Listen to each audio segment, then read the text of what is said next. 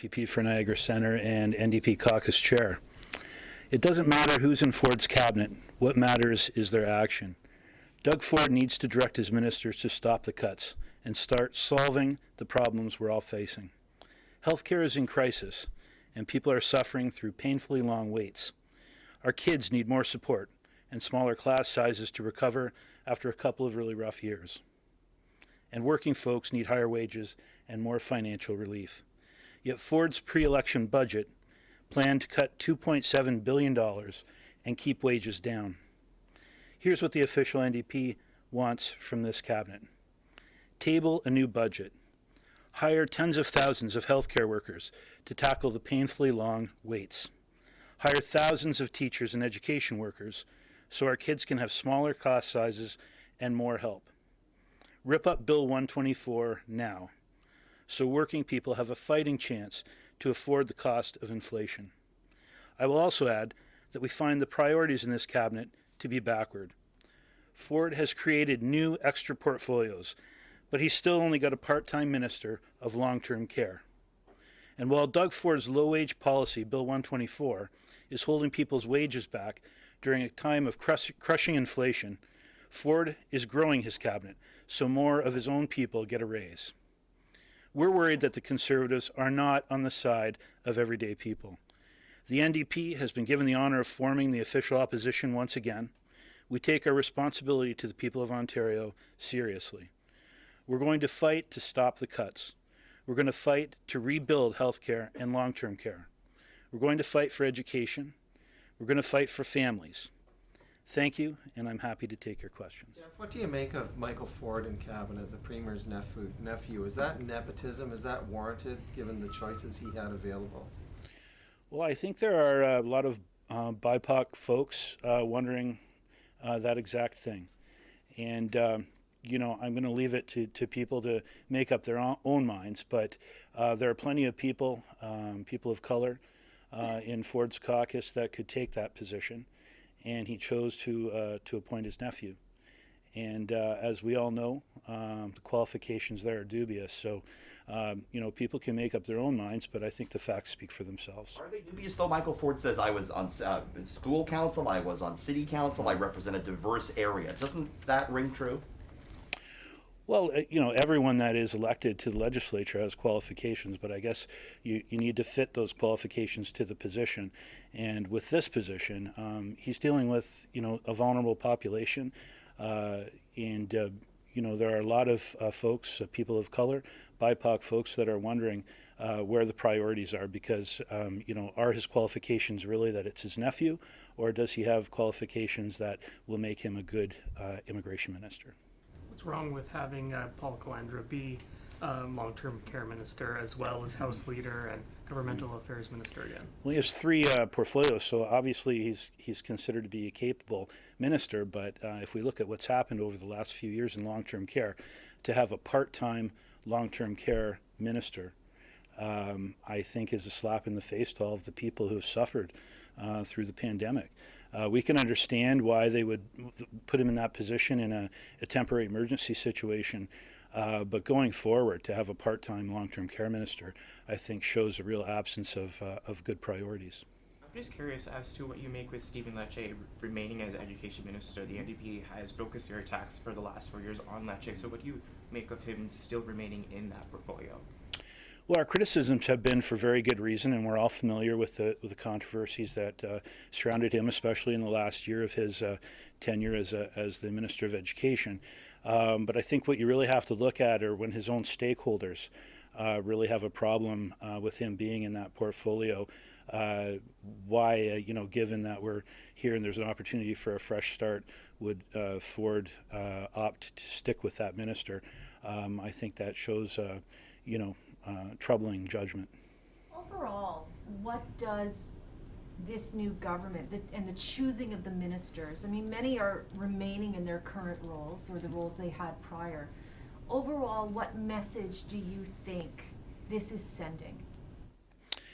Well, I think it's sending, first of all, a message of status quo, and I'm not sure the people of Ontario want the status quo. They're suffering right now with inflation, you know, difficulty choosing between rent and groceries. But they just want a bigger majority. They did win a bigger majority, but they won it with 18% of eligible voters. So I think on the one hand, they should be proud of themselves that they won government and that they obviously fought a very effective election campaign. But when we come into power, we should also be humbled by the fact that there was a record low voter turnout, that they won that majority with only 18% of eligible voters. And so they should be proud of themselves for winning, but also there should be a sense of humility and looking for what the people of Ontario really need. Your party and the Liberals are going through a transition in terms of leadership. How effectively do you think you can actually hold this government to account given that? We're very much ready for that. As you know, with any time that there is a changeover and after an election, when you're not successful, there's a changeover in staffing. There's obviously we're going to go through a changeover in leadership, a leadership campaign.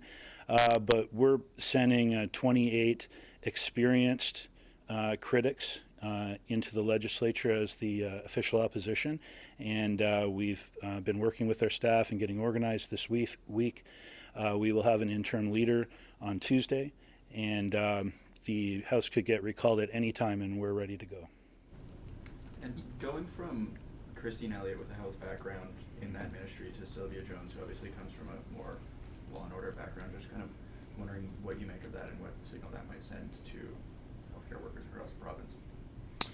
Well, I think that when you look at what MPPs have been put into which portfolios, it demonstrates the priorities of the government. And I'm not sure that that minister has the best record over the last 4 years in dealing with crises. And healthcare, I'm not sure that there's a more important portfolio than that in government. So we would question that decision, but we'll be holding the government's feet to the fire no matter who is in that position. You were talking about everyday Ontarians a minute ago, and the other day your campaign director, Michael Balagas, said you'd probably lose more working class voters if you kept advancing a greater social justice agenda and having intellectual debates about class. I'm wondering what you thought about his remarks. Well, I spoke a moment ago about the government having humility, and I think that the opposition has to do the same thing. So, when you lose an election, you have to take a look honestly at your party and at the campaign that you ran, and you have to ask what worked and what didn't. And clearly we need to make an effort to connect to working folks in the way that perhaps we once did. And so, we have to look at that honestly. And that's a process that is ongoing for us that we are going to do. And, we take those kinds of criticisms to heart. And we're going to be working to connect with working folks and engage people, especially our stakeholders, in the future as we make changes in our party and at the leadership level. Jeff, could you just expand on that? What is it about Sylvia's record dealing with crises that wasn't good? What do you mean by that? We think that there was a lot of weakness in terms of the approach of the Attorney General's office. Of all the many lawsuits and frivolous lawsuits and money that was wasted on court proceedings, that money that could have, quite frankly, gone into healthcare and education. So, I think that she had a part in those decisions, and we're not of the opinion that she was one of the strongest ministers, and I think that their strongest minister should be going into this portfolio. Who would that be? I'm not going to speculate on that. Good question, but Yeah, sorry, you said she was Solicitor General. She was Solicitor General, yes. You were talking about the lawsuits. Sorry, as well. yes. So, what did you mean by that? Well, I think that there were a lot of lawsuits and a lot of legal proceedings where money was wasted over the course of the last 4 years, and those folks in their cabinet that have that kind of expertise and give advice to the government clearly weren't on the ball. If you look at the long list of money that was wasted on court proceedings and the debacles with the stickers that wouldn't stick on the gas pumps and all of those things, there was a lot of money wasted, and you depend on those people in your cabinet to give advice on those things. I count 7 women. I think I'm right on that. Yes. What do you think of that? Well, I think it's a bit troubling that it's down from, I believe there was 9 in a smaller cabinet previously. So the fact that the female representation has decreased in their cabinet, I think is troubling. I mean, we're extremely proud of the fact that we have a caucus that's majority female. And, you know, I think that it's an important message to send when you form a cabinet where your priorities are. And, you know, to reduce the number of women that are in your cabinet, I think sends the wrong message. The Premier in his speech brought up the fiscal challenges ahead. He brought up inflation. He didn't say what he plans to do about it. What do you think the government should do about this issue? Well, we're going to be really focused on getting some justice for workers. And, you know, we just went through a pandemic where frontline workers took a huge brunt of the pandemic, and they're leaving the profession in droves. And this government just stubbornly refuses to remove legislation that limits them to a 1% pay increase. And we just saw, you know, some of his own people in his own cabinet taking huge pay increases with cabinet positions. And a recession, though. Should the government be doing anything about these issues? Well, I think that they have to, first of all, decide what their priorities are. And so, you know, our priorities are healthcare, education. Folks are suffering out there. So the effects that inflation have on people is what we're focusing on. And I think that's what the government should be focusing on as well. What issue do you want them dealing with first? We want them to repeal Bill 124. We think it is just an incredible slap in the face to the frontline healthcare workers, nurses, and others that got us through this pandemic, that he would stubbornly refuse to remove that legislation, so that they are actually, the people that got us through the pandemic are actually taking pay cuts year after year when inflation is up at 6 or 7% and they're limited to a 1% pay increase. It's an absolute scandal that we're treating frontline workers that way. So that's the very first thing that we would do. Okay. Have you heard anything about a summer session from the PCs yet? We haven't. We've been preparing for as early as next week, so we're all prepared. I don't know when to expect it, but we're going to be ready, whether it's next week or in a couple of weeks. Have you decided on your critic portfolios yet? No. So as I mentioned, we've gone through a process where we've recommended an interim leader to the party. When that's endorsed, which should be on Tuesday, that interim leader is the one that's going to weigh in. And, you know, we're working on those things behind the scenes, but it obviously is something that an interim leader makes the final decision on. How hard do you think you're going to fight on the budget? Do you expect to try and drag out the budget, you know, for days and days, or is this going to be a bit of a symbolic thing, given that everybody's tired after a long campaign?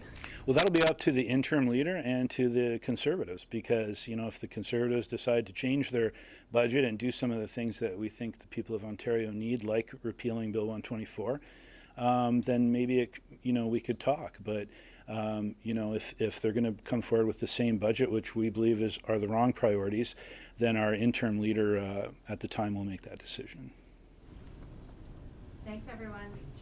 Great. Thank you very much.